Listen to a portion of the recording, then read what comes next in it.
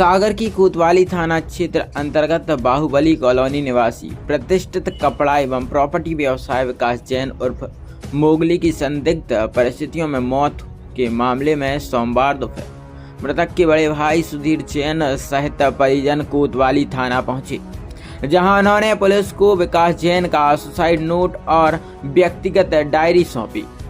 शुक्रवार रात विकास जैन ने जहर खाकर आत्महत्या कर ली थी। घटना के अगले दिन शनिवार को परिजनों और समाजजनों ने चक्का जाम कर विरोध प्रदर्शन किया था। उस दौरान परिजनों ने विकास जैन के पार्टनर व सूदखोरों पर प्रताड़ना के आरोप लगाए थे।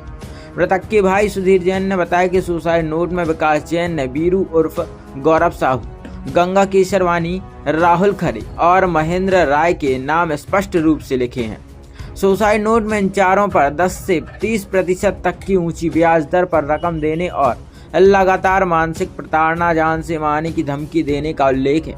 सुधीर जैन ने यह भी बताया कि मृतक विकास की डायरी में अन्य व्यक्तियों के नाम भी दर्ज है, हालांकि उनके द्वारा प्रताड़ना किए जाने का कोई उल्लेख नहीं है। परिजनों ने पुलिस से पूरे मामले की निष्पक्ष और गहन जांच कर आरोपियों के खिलाफ सख्त कार्रवाई की मांग की है।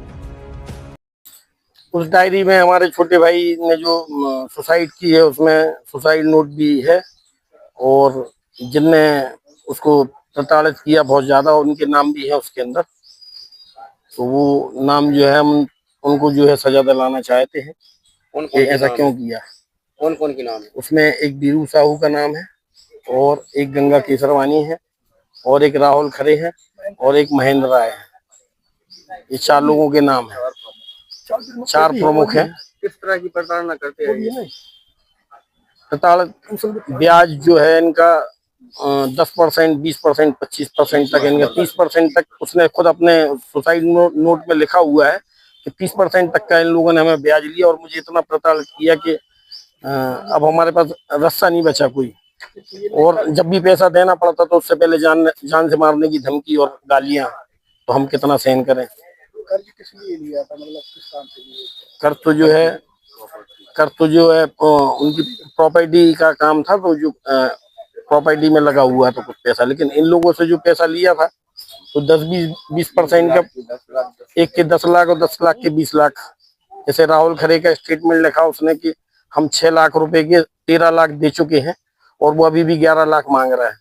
और साथ में एक मुझे कोर्ट का नोटिस दे दिया है, तो जिससे मैं और प्रताड़ित हो गया, मुझे और फंसाने की कोशिश की गई है। राहुल खरे गोपालगंज के हैं कोई, और हम लोग जानते नहीं है, क्योंकि अगर हमें ही पता होता तो फिर शायद ये स्थिति नहीं बनती। हाँ, उसने क्या स्टाम्प वगैरह लिखवा लिए कि चेक ले लिए, चेक बाउंस करवा के क्या किया और किस तरीके का उसको किया कि अभी, और ये पुराना मैटर नहीं है कि आपको लोगों को ये समझ में आए कि 6 लाख के 5 साल बाद आपने 13 ले लिए।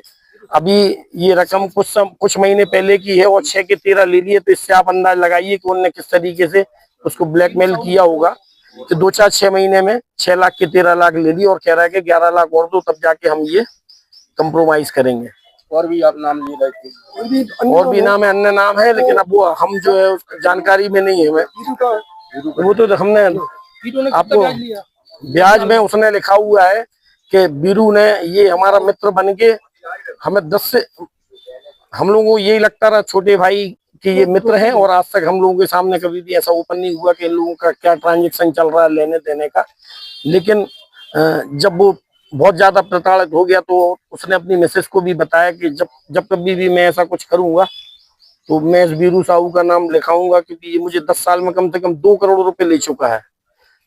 फिर हमने वो भाषा समझने की कोशिश की, ये पैसे कैसे लेता था, तो जैसे 5 लाख रुपए दिए तो 1 लाख रुपए महीने ब्याज लेंगे, आप समझ रहे। तो इस तरीके से तो मैं समझता हूँ कि अगर